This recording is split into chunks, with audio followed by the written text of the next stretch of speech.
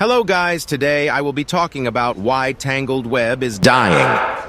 This game has been on a steady decline with less than 400 players at the time I'm making this video. So without further ado, let's get into it and don't forget to subscribe.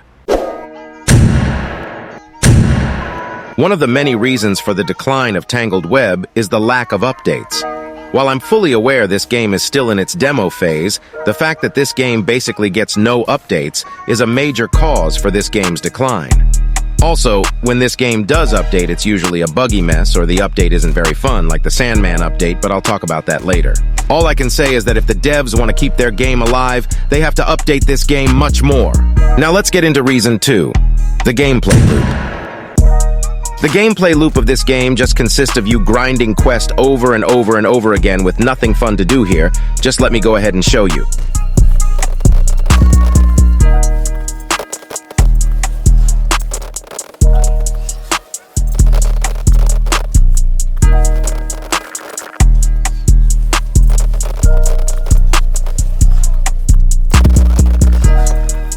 You may be asking how come you don't do the other quest well.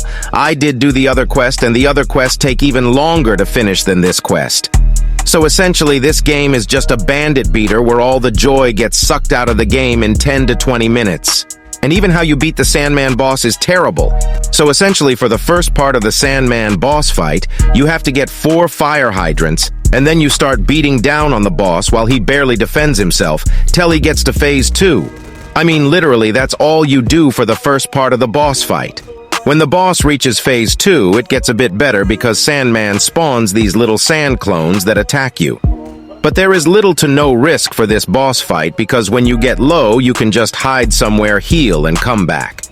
Also, the hitboxes for phase 2 are complete whack, which makes the boss very hard to hit. And it gets worse after you beat the boss, you have to wait 30 whole minutes for the boss to respawn.